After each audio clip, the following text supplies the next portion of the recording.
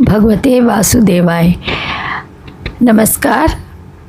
आज इस वीडियो में मैं पुत्रदा एकादशी व्रत के बारे में, उसकी कथा और उसके बारे में बताने जा रही हूँ, इसलिए आप लोग पूरा वीडियो लास्ट तक ज़रूर सुने, कथा को सुने।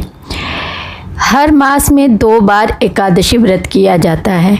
श्रावण मास की पुत्रदा एकादशी का व्रत आज यानी 16 अगस्त 2024 को किया जाएगा। धार्मिक मान्यताओं के अनुसार पुत्रदा एकादशी व्रत करने से संतान प्राप्ति और संतान के जीवन से जुड़ी हर तरह की परेशानियों से मुक्ति मिलती है। इस कथा का पाठ किए बिना यह व्रत अधूरा माना जाता है।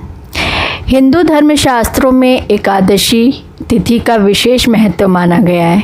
एकादशी तिथि जगत के पालनहार भगवान विष्णु को समर्पित मानी गई है। इस तिथि पर विधि पूर्वक भगवान विष्णु और माँ लक्ष्मी जी की पूजा अर्चना करने का विधान बताया गया है। हर मास में, हर महीने में 2 एकादशी तिथियां पड़ती हैं, ऐसा तो आप लोग जानते ही हैं। श्रावण मास की जो शुक्ल पक्ष की एकादशी है उसी को पुत्रदा एकादशी कहा जाता है।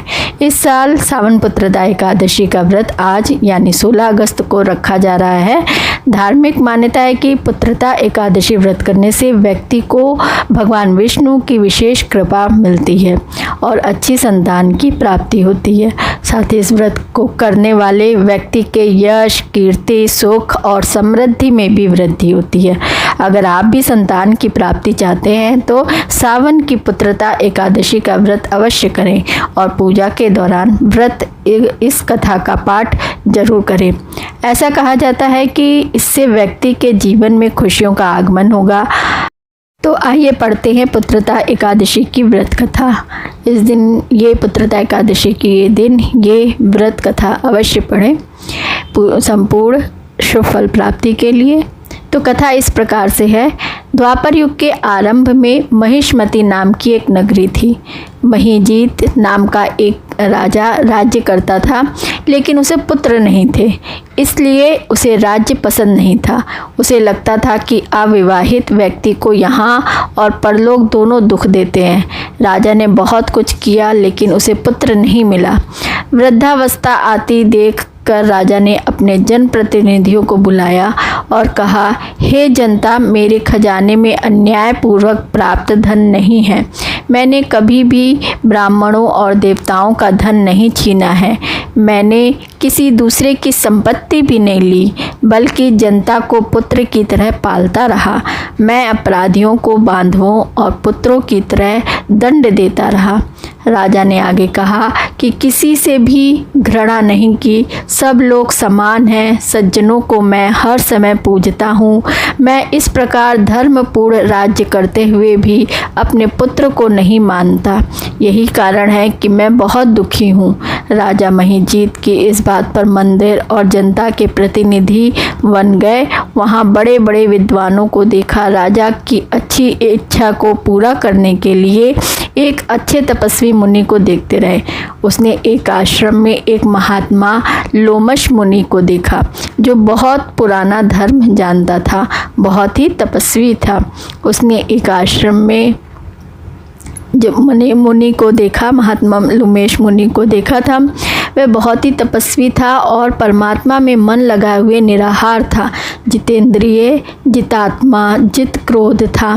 सनातन धर्म के गूढ़ तत्वों को जानता था और सभी शास्त्रों को जानता था। सब लोग जाकर गुरु को प्रणाम करने लगे। उन्हें देखकर मुनि ने पूछा कि आप लोग के आने का क्या उद्देश्य था। निसंदेह मैं आपके हित में काम करूंगा। मेरा जन्म ही दूसरों की सेवा के लिए हुआ है, इसमें कोई संदेह नहीं है। लोमश ऋषि की बात सुनकर सभी ने कहा, हे महर्षि, आप ब्रह्मा से भी अधिक हमारी बात जानने में सक्षम हैं। हमारे इस संदेह को दूर करें। महिष्मतिपुरी का धर्मात्मा राजा महिजीत जनता के पुत्र की तरह व्यवहार करता है, फिर भी वे अपने पुत्र की कमी से दुखी हैं। उन्होंने आगे कहा कि हम उनकी जनता हैं, हम भी उसके दर्द से दुखी हैं।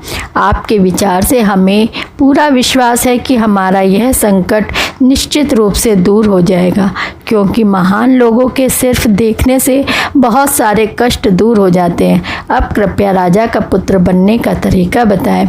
यह कहानी सुनकर ऋषि ने थोड़ी देर के लिए नेत्र बंद किए और राजा के पूर्व जन्म की कहानी बताने लगे कि राजा पहले एक गरीब वैश्य था। धनता ने कई बुरे कर्म किए। यह एक गांव से दूसरे गांव में व्यापार करता था। वह एक बार ज्येष्ठ मास की शुक्ल पक्ष की द्वादशी के दिन मध्याह्न 2 दिन से भूखा प्यासा होकर एक जलाशय पर जल पीने गया। उसी जगह एक जल्दी ब्याही गौ जल पी रही थी। राजा को यह दुख सहना पड़ा, क्योंकि उसने प्यासी गाय को जल पीते हुए हटा दिया और स्वयं जल पीने लगा।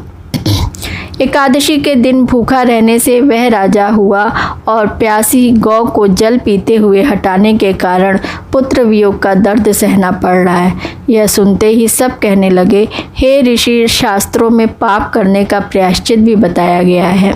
राजा का यह पाप किस प्रकार मिटाया जाएगा?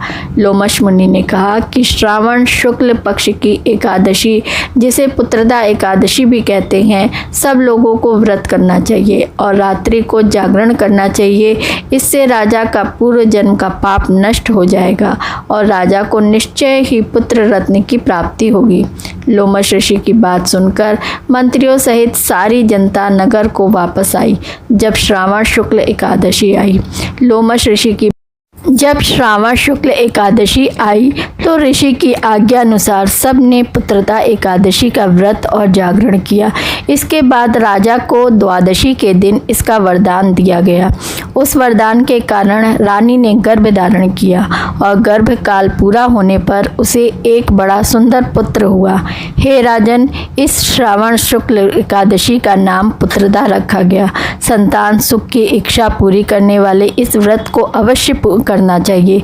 इसकी महिमा सुनने से मनुष्य सभी पापों से छुटकारा पाता है और इस दुनिया में सुख भोगता है और परलोक में स्वर्ग पाता है। श्री कृष्ण ने कहा, हे पांडुनंदन, पुत्र पाने के लिए पुत्रदा एकादशी का उपवास करना चाहिए। पुत्र प्राप्ति के लिए इससे बढ़कर दूसरा कोई व्रत नहीं माना गया है। जो कोई व्यक्ति पुत्रदा एकादशी के महात्म्य को पढ़ता या सुनता है और विधानानुसार इसका उपवास करता है, उसे सर्वगुण संपन्न पुत्र रत्न की प्राप्ति होती है। श्री हरि की कृपा से वह मनुष्य मोक्ष को प्राप्त होता है। तो इस तरह से ये पुत्रदा एकादशी व्रत की कथा है और कथा का सार ये है कि पुत्र का ना होना दुर्भाग्यपूर्ण है और उससे भी दुर्भाग्यपूर्ण पुत्र का कुपुत्र होना है। अतः सर्वगुण संपन्न और पुत्र पाने के लिए पुत्रदा एकादशी का व्रत रहे।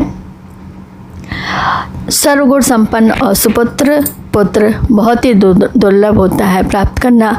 ऐसा पुत्र उन्हें ही प्राप्त होता है जिन्हें साधु जनों का आशीर्वाद प्राप्त हो और तथा जिनके मन में भगवान की भक्ति हो। इस कलयुग में सुयोग्य पुत्र प्राप्ति का श्रेष्ठ साधन पुत्रदा एकादशी व्रत ही है। जय श्री हरि विष्णु भगवान की जय, माँ लक्ष्मी माता की जय। तो इस तरह से पूजा पाठ के दौरान आप इस पुत्रदा एकादशी व्रत की कथा को पढ़ें, सुने और सुनाएं। ऐसे ही व्रत, त्यौहार के बारे में पूरी संपूर्ण जानकारी जानने के लिए आप मेरे इस चैनल RK शॉर्ट्स क्यूट्स 51 से जुड़े रहें और मेरे चैनल को अगर अभी तक आपने सब्सक्राइब नहीं किया है तो सब्सक्राइब करें और बेल आइकन पर क्लिक करना बिल्कुल ना भूलें। जय विष्णु भगवान की, माँ लक्ष्मी माता की जय।